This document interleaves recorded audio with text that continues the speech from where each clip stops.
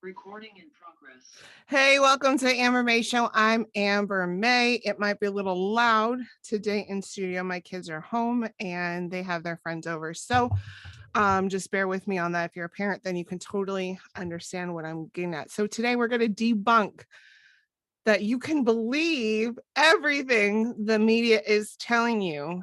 We're going to debunk that today. But before we do that, I want to make sure that you are financially set and sound, because the number one reason people go into bankruptcy and foreclosure is because they get ill or injured so unexpected. For me, it was like I was a passenger in a car and I had a traumatic brain injury. I was flown to the hospital. I was in the ICU and I wasn't able to speak very well for a long time, and I wasn't able to work, and it was really hard. So when you can't work and you're not bringing in income, like what if your vacation time is over? You don't have any more vacation. Some people have very little vacation time. Then how are you going to pay your bills? I can help with that. So in the description, check out the video below, and I want you to watch that and we can talk and help you with sustainable tax-free retirement, help you become your own banker. So if your refrigerator goes out, you need car repair, don't charge it on your credit card. I can help you with that. So today we're going to look at the media and why propaganda is happening. Now, I went to journalism school. I understand. I was a broadcaster and I was a broadcaster before I had children, and I quit my job that I loved to take care of my kids because I had a lot of infertility issues. It was super hard for me to have a baby. And now that I finally had one, I couldn't imagine, even though I love being a broadcaster, I couldn't imagine leaving that job. And I mean, I couldn't imagine leaving my child to do that job. Like so I did, I quit my job and I haven't looked back since, because now, I still have my podcast, I have my YouTube, whatever, you can find, I want you to click on the links below, because I don't know, with the censorship, I don't know how long I will be on YouTube. And frankly, they're just hurting themselves, because we're bringing people to Locals and Rumble and Odyssey. So they're just hurting themselves. So, okay, if you want to take me off the air, we are in I've said this before. We are living in a time when we are watching the proverbial burning of the books. When big tech, when media and government is trying to stop you from getting facts and truths, that's what's going on right now. You get half truths, you get partial truths, you don't get the full thing. And so right now, what we're seeing throughout history, this has happened where people want the truth hidden from you. So they would gather all the books in the city, in the libraries, everywhere, and they would burn them. So you can't question what they're saying, because you have no information to do that, because the truth sets people free. It sets people free from tyranny. It sets people free from making poor choices. It just sets people free. And the truth is what they don't want you to know. So we're going to show you today. I'm going to have different examples of people in the industry that have quit their job, that have been whistleblowers, actually got fired. Well, in Carrie Lake's, I worked with Carrie Lake for a brief time when I was interning. I interned with her 2 summers in a row in broadcasting school. Great lady. I'm excited that she's going to be running for governor.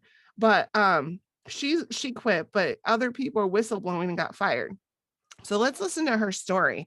I thought it was very interesting. So these are people so if you still believe you can trust the media, then I hope this will, I just hope it'll open your eyes up a little bit and just make you question. That's the whole thing. I want you to question what's going on. I don't want you to just believe things at face value. I want you to get the information, because we're in a different time in season right now.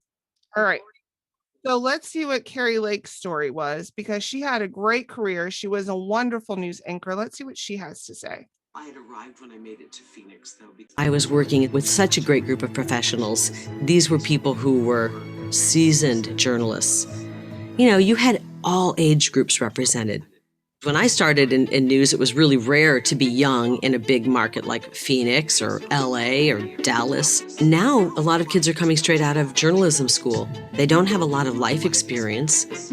They haven't worked in a lot of different markets to understand different communities, how this whole world operates. These kids have gone K through 12, and then their college education in some ways being brainwashed and indoctrinated into liberal ideology. You might have a 24-year-old, 25-year-old producer fresh out of journalism school, and that's how they think. They're going to pick the stories that fit what they feel. So then as the anchor, you're reading this and going, wow, whew, anti-Second Amendment, pro-choice, this is the stuff that's going in. A lot of times I would read the script on air and just kind of ad-lib a little more balance in here. Sometimes you type things in and you might get on the air and you notice in the prompter, where'd that go? That's not in there anymore. Did somebody take that out? There's just a million ways that you can manipulate a story besides putting your opinion in it. You put the person who's saying what you really want them to say in great lighting, they look fantastic. You interview the other person in the middle of a parking lot at high noon, they look like a demon. You just try to find somebody who you go, oh, this person looks ridiculous, we'll interview them. I see it as a lot of manipulation, and whether it's intentional manipulation, accidental manipulation, or just people who are so entrenched in their ideology, they don't even realize that they're putting one side of the story. Because they think the other side, maybe the conservative side, is so reprehensible that it can't even be put in the story. As an older person who's lived a little bit, you start to realize, wow, these all seem to be geared towards liberal ideology. And maybe you would say something like, on balance, maybe we should bring this person in and balance that story out. And once you get kind of the stink eye a few times, you go, maybe I'll just sit here and be quiet. There are independent journalists out there doing work right now. And I think they're doing good work. The problem is if you mention those, your friends in journalism will go, they're right-wingers. No, actually, they're doing a pretty fair job. You just don't know what fair is anymore. Fair journalism seems like it's right-wing to them because we've gone so far from fair journalism. COVID was really a moment of truth for me. I saw a neighbor who was the most beautiful 90-year-old woman I'd ever seen. The other day I saw her. She's in a walker now. She looks like she's aged 100 years in 1 year. She wasn't able to do her daily walking and swimming because COVID scared everybody into their homes. I feel there was a narrative of, let's keep this going really hard on COVID. You'd see an hour-long show with 45 minutes of COVID coverage, somebody who's on a ventilator, a family that got wiped out from COVID. And these are horrible stories. I'm not discounting that. But there are also thousands of stories of people who got it, maybe didn't even know they had it, or had very mild symptoms, or it felt like a cold or flu and they got over it. How many times did people hear those stories? The more typical COVID story. The country is so divided right now, and everyone's afraid, and I felt like I'm putting out nonstop news that's making that worse. I felt sometimes ill reading the news. Like when you're doing something that it feels unethical or immoral, for me, I don't feel good inside. It just got really heavy. I felt at the end of the day, I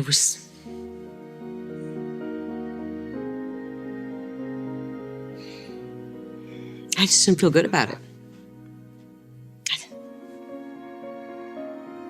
There's too much at stake to scare people like that.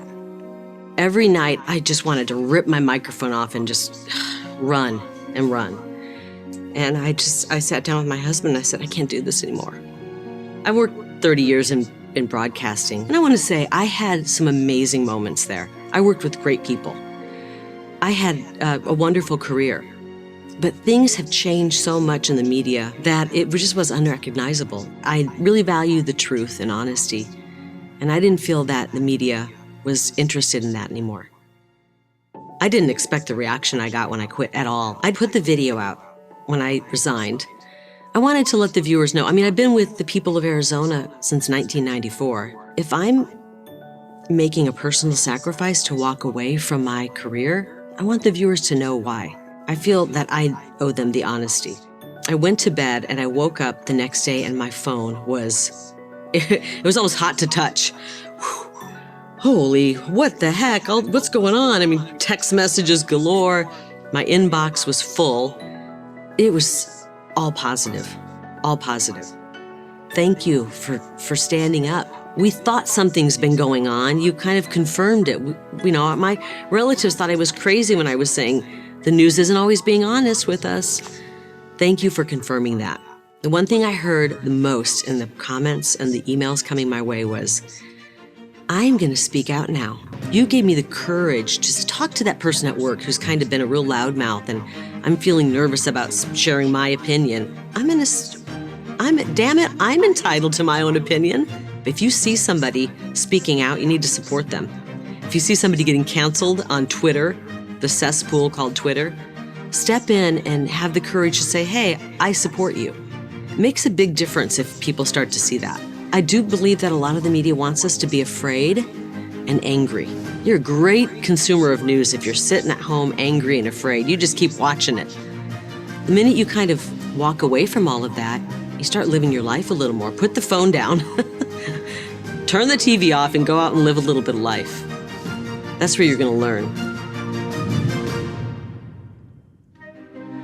Thank you for watching. Okay, so I didn't pull up the article. It's on my phone, and it's to kind of verify what Carrie Lake said. And this is on the Gateway Pundit, and it is an older article in April, and it's called Project Veritas Drops Video of CNN Director Admitting They Used COVID Fear-Mongering for Ratings. And Project Veritas dropped part 2 of their CNN expose on Wednesday, in which CNN technical director Charlie Chester admits that they used COVID scaremongering to drive ratings. During the shocking video, Chester explains how the network uses manipulation to shape public opinion. Any reporter on CNN, what they're actually doing is telling the person what to say. It's always like leading them in a direction before they even open their mouth. The only people that we, CNN, will let on air, for the most part, are people that have a proven track record of taking the bait, Chester explained. I think there's an art to manipulation, inflection, saying things twice. There's a little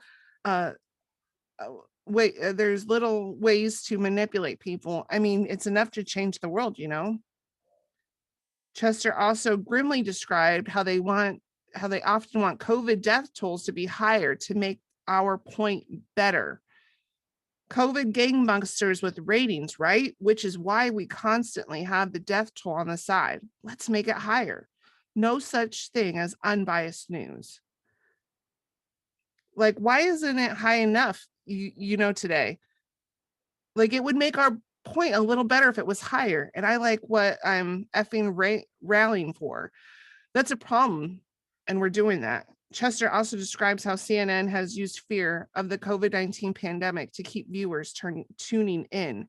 It's fear. Fear really drives numbers, TV ratings, Chester said. Fear is the thing that keeps you tuned in. Isn't that just what Carrie Lake said? And then he added COVID gangbusters with ratings, right? Which is why we, CNN, constantly have the COVID death tolls on the side. Chester said in the network's president, Jeff Zucker, would call in the CNN newsroom during live TV segments and order the staff to keep the COVID death tolls on the screen.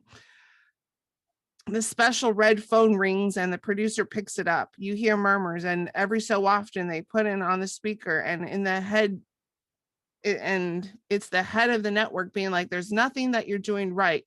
Now that makes me want to stick you. There's nothing that you're doing right now that makes me want to stick. Put the COVID death tolls number back up, because that's the most enticing thing we've had. So put it back up. Describing their manipulation, Chester said that they thrown in a few good stories because most of their coverage is doom and gloom. No one ever said those things out loud, but it's obvious based on the amount of stories that CNN does. The fact that we have a segment called The Good Stuff, which is a feel-good thing, but it's a dedicated moment at the end to almost be the ice cream to alleviate everything you've been through.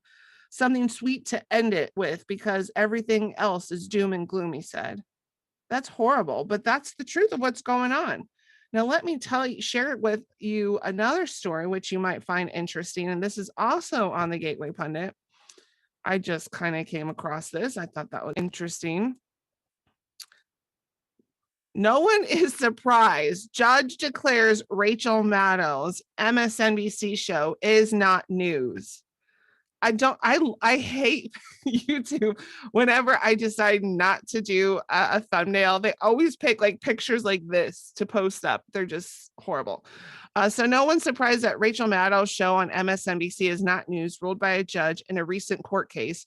Rachel Maddow recently called the audit in Arizona a runaway train and called the feds. Maddows is the far left cheerleader and promoter of far left causes and lies. For example, she ran with the lie that President Trump was Putin's puppet for more than 4 years and probably still believes a proven lie created by Hillary Clinton to this day. So it comes as no surprise that Maddow's show was not labeled news in the court of law. PJ Media reported. Journalist Glenn Greenwald reports that an Obama-appointed judge ruled last month that Maddow's show is different than a typical news segment where anchors inform viewers about the daily news. Maddow does not keep her political views a secret, and therefore audience could expect her to use subjective language that comports her political opinion. Thus, Maddow's show is different than a typical news segment where anchors inform viewers about the daily news. The point of Maddow's show is for her to provide the news, but also to offer her opinion as to that news. While it's amusing, we can now say federal judges ruled that Rachel Maddow's show isn't news. The ruling is actually not as amusing as you would think. The ruling was over a 2019 lawsuit from One American News, which sued Maddow's MSNBC and its parent corporation, Comcast Corp, for defamation after Maddow claimed on air without evidence that OAN, which she described as a most, I don't know how to say that, since my accident, it's been hard for me to read, obscenely pro-Trump right-wing news outlet in America, is really literally paid Russian propaganda. Maddow was reporting on a Daily Beast article that noted an OAN reporter was a Russian national who also wrote freelance for a Russian-owned publication, Sputnik. Interesting. Stuff about traumatic brain injury. I mean, I still suffer with stuff. I have sometimes my memories, like a lot of times I have a hard time remembering. I still sometimes once in a while have trouble speaking, sometimes reading. It's improved quite a bit because when I first got my accident, I knew what I wanted to say and it was so frustrating because I couldn't get it out of my mouth. And I can't even describe how frustrating that was. And reading, it's almost like I had to learn how to read again. And even still, sometimes I have trouble reading after my traumatic brain injury. So, and that was like 2007. So protect your brain, folks, because you just never know the lasting effects of injuring your brain can have on you. So let me share with you another news reporter. If you didn't think Carrie Lake was enough and you didn't think this judge was enough, let me talk to you about Project Veritas, who interviews another Fox reporter from Houston, Ivory Hecker. So let's, I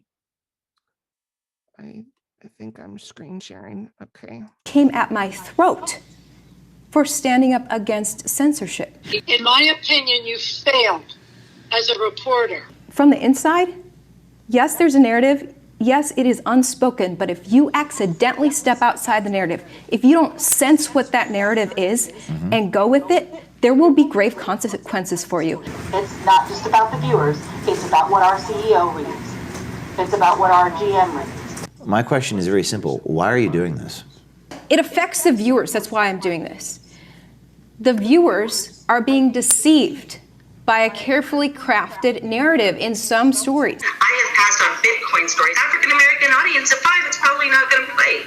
That's a choice I'm making, an editorial choice. That seems sort of a racially charged statement to make. I want out of this narrative news telling. I want out of this corruption. Are you afraid of doing this? I haven't had a lot of fear about it. I'm so horrified at what the news business has stooped to. What you just heard was our newest insider, Fox 26 reporter Ivory Hecker, blowing the whistle on her own network's bias. Hecker felt compelled to come forward and shine a light on what she says is Fox 26 being, quote, deceptive to viewers.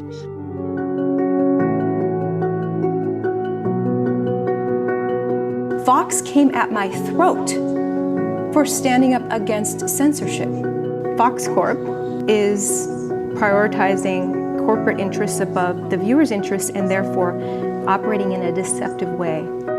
I have passed on Bitcoin stories. African American audience of 5, it's probably not going to play. That's a choice I'm making, an editorial choice. You need to cease and desist posting about hydroxychloroquine. It's not just about the viewers, it's about what our CEO reads. You need to stand for something or fall for anything. Ivory, what do you do at Fox 26 Houston? I'm a reporter, dayside reporter, primarily on the 5 o'clock news, also 6 o'clock news. And why have you chosen to come forward? What's happening within Fox Corp is an operation of prioritizing corporate interests above the viewers' interests and therefore operating in a deceptive way. Viewers are being deceived about some of the things that are going on. From my experience, my newsroom kind of groups everyone into racial groups. You know, a lot of our meetings are about, well, how does this play to black people? Hecker says Fox 26's suppression of news stories many times was based on their viewer demographics. I have passed on Bitcoin stories by almost every single reporter for our 5 o'clock audience because that's not our 5 o'clock audience. So there are lots of reasons. If I know our numbers are tanking from 5 to 6, and in one particular segment, an older woman, whatever, I may say, yeah, the Bitcoin for our poor African American audience of 5, it's probably not going to play. That's a choice I'm making, an editorial choice. What does she mean by that? Research is done to study what sort of demographic groups watch each newscast, and it was found that, according to her, that some of our biggest audience at 5 is poor black people, and she has decided that poor black people don't care about Bitcoin. That seems sort of a racially charged statement to make on her behalf. She chose to kind of divert to the story of Bitcoin herself. Hecker goes on to explain how she believes Fox 26's biases go beyond just race. It even seeps into their coverage of medicine and health in general. We have some of those examples, including a video clip of Dr. Stella Emanuel talking about hydroxychloroquine in July of 2020. America, you don't need to be afraid. COVID has a cure. You don't need to be afraid. COVID has prevention. If they put everybody on hydroxychloroquine right now, for those with early disease, and those that want to get prevention, I'm telling you, we'll stop COVID in its tracks in 30 days. That story went viral July 27th. The next morning at Fox 26, someone tipped me off, this doctor's from Houston. This is our local story. And we also, everyone noticed how it was getting censored across social media platforms like we'd never seen before. We were all stunned by that. My boss Susan talked about how it did not make sense that they were censoring this. Dart brought up that. Who's Dart? Oh, Dart is Susan's boss, our station president. And Dart on that call, he said, look, it's obvious why this is getting censored. President Trump said that hydroxychloroquine works. He retweeted her. And whatever he does, everyone wants to do the opposite. Who said that? That's what Dart said. So the story aired. We talked about a recent NIH study where hydroxychloroquine was found to neither be harmful or helpful. And I added that to the story, and Susan the next day said it was a very well-rounded, great story. But after I was done putting that story together, I made a separate social media post about censorship itself. And I said, look, we just witnessed unprecedented censorship across the social media monopoly, her being censored. That's an alarming precedent that was just set. So this was like a turning point moment for you. That was a turning point for me. This, yeah, Dr. Stella. Yeah. What became a turning point was how Fox reacted. Fox came at my throat for standing up against censorship. Mm-hmm. Why do you think they did that? Why do you think they came at you so hard? Here's the thing. From the inside, yes, there's a narrative. Yes, it is unspoken. But if you accidentally step outside the narrative, if you don't sense what that narrative is and go with it, there will be grave consequences for you. And this story with Dr. Varone is what proves that. All right, I am going to show you one last reporter. This one's from CBS. So we know that MSNBC isn't news. we know Fox censors and doesn't give people the correct information because they censor it if it doesn't go with the narrative. I want you to notice something. If you still think the news is on your side, flip every channel. They say the exact same script, just a different person saying the exact same script. That should set alarms off on you that every single channel and every single news organization says the exact same thing. There is no difference in what they're saying. You would think if they were different organizations and they're really bringing the news, they would have a variety of news stories. So if you go on YouTube and you see any of these YouTubers like myself, we're all bringing something different. We're not saying the exact same thing over and over again. We have our own stories we're sharing, our own take on it. But every single news station across America has the exact same story, the exact same script. Okay. So let's look over at the CBS reporter. Thanks to Project. It's not about me. They have no idea what it's like to be burdened with this and feeling like I'm watching my country disintegrate. And if I don't stand up and do something when I'm able to, I just don't know that I could live with myself. You're not just a meteorologist. You're interviewing some pretty heavy hitters here. Gail King, what's your reaction to what she said there? When I hear fake news, I never think it applies to us. I just think that it's a shame because over the last couple of months, I've seen personally that there have been stories that CBS has run that were proven to be fake.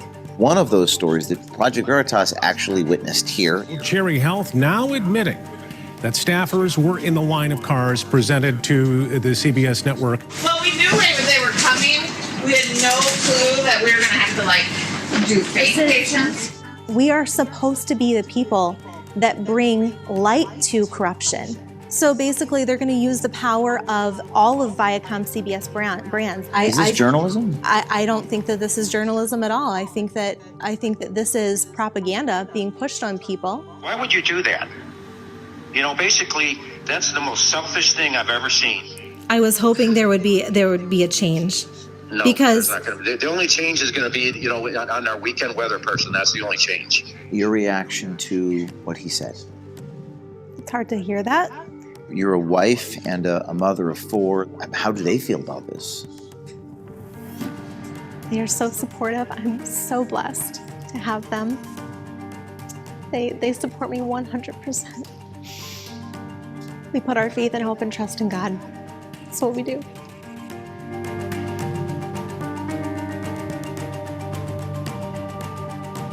So you're going to go on there and say that you think that they're going to say, oh, you know what? She's right. We're going to go ahead and change those now because she said it on the air. You really thought that. The only change is going to be, on our weekend weather person. That's the only change. So on the heels of Ivory Hecker blowing the whistle on her Fox affiliate in Texas, she's inspired another whistleblower, this time from CBS Detroit, to come forward with recordings and a story to tell about the bias and what she views as discrimination in her news station here in Michigan. April Moss, I'm a meteorologist. So I'll stop that there because the show is going pretty long as it is, and I value your time. I just wanted to really drive the point home that propaganda is all we can hear on TV between the big tech and what's on the news. You're not really getting the news. They don't want you to know the news because if you knew the truth, then that stops them from being able to have big government tell you what to do all the time. I think it's despicable that Project Veritas found that CBS was writing a story on drive-through vaccination sites. And when they arrived at the place, there was nobody there. And that's a story in itself. How come the story could have been, they could have asked the question, why isn't anyone showing up for our vaccination site? Okay, that's a good story. Why is that not happening? And then they can dive deep and find out the reasons why people aren't coming to that vaccination site. And that's a really good story. Instead of faking it, getting fake. If you watch that in its entirety, they brought in fake people and they said, you're not really going to get the shot. We're just going to pretend you're going to get the shot. And they were perpetuating a lie that these people were getting these shots for COVID-19 at this drive-through vaccination site. That was a lie. It wasn't true. So if they're going to lie about something like that and set up something like just as little as that, which is, to me, is a big deal, what else are they lying about? What else are they faking to make it look real? So I don't know. I'm kind of angry at my industry, but I would encourage you, if you are a broadcaster and you are a reporter, it's your time to start coming out and blowing the whistle on your station. We have found out that our kids are being indoctrinated in school and parents are livid, okay, and going to their school boards making a difference there. We're going to find out if it was truly a free and fair election. By the way, the people, especially Little Miss MSNBC, is flailing around. I would like to think that they don't want the audit because the truth will come out about the audit. So they don't want the truth to come out because the truth will set us free. We're going to find out once and for all, even if it's just a little bit, even if it's just dead people voting. Those dead people voting shouldn't be voting. I'm sorry. I want a free and fair election. I want my vote to really matter. And so when these people on the news media call it a fraud and him and haw about it, you have to wonder, what is there to hide? What is there to hide? If it was a free and fair election, why are you doing this? Why are you name calling? Why are you trying to destroy something that the people of that city, that town, or that state want? The people want it. It's not the government. It's not the legislature saying, oh, yes, let's get that audit. No, the people of that state, county, city are demanding the audit. So if the people who are the government, because it's the consent of the governed, we the people govern our government, why can't the news media get that through their head? If they're the ones who want the audit, then what's the harm?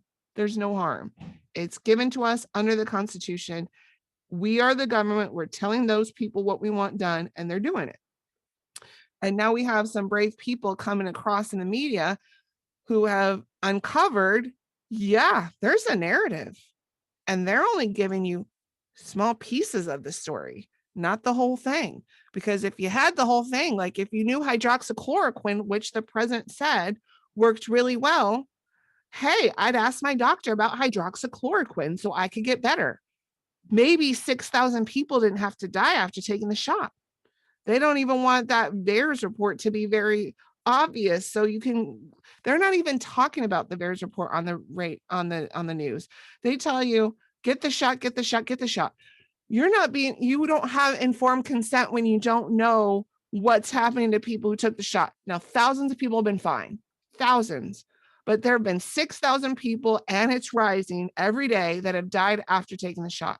Then there have been thousands of people who have had heart issues immediately after taking the shot. Now, if you want to get the shot and you know all that information, then go for it. I'm not against you getting it. It's your body, your life. You do what you want. I do what I want. And that's the way this country should run. You do you, I'll do me. Everyone can live their life in harmony that way. But when you force, and I'm risking my life because 6,000 people died, I could risk having heart issues for the rest of my life. And who knows what else? Would I have infertility issues with that too? I don't know.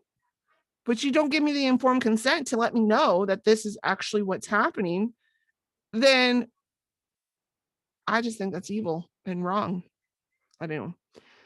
So subscribe, like, comment, let me know what you think about what you saw today. I kind of gave you my opinion. I always give you my opinion. I'm not in a news station, and I don't have to, stop my opinion. If I was a news reporter, the way you're trained is you tell both sides of the story. Like Carrie Lake said, like the other lady said, you have a balanced news. This person feels this way. This person feels that way. And then you decide after you hear both sides, and the reporter sticks their opinion out. On my show, I'm straight up telling you this is not a completely unbiased show. This, like, I'm giving you my opinion, but I'm also not a reporter. So I am like, I just show you some stuff and decide for yourself. You don't have to agree with me. You really don't have to agree with me. But I also don't want my fellow countrymen, even if they're, deceived. I really don't.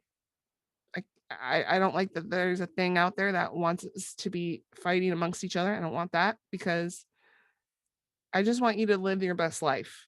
Just live your best life. And right now they want us to divide that. And I'm just not good with that. Anyways, you have a great rest of your day, and I will see you later on.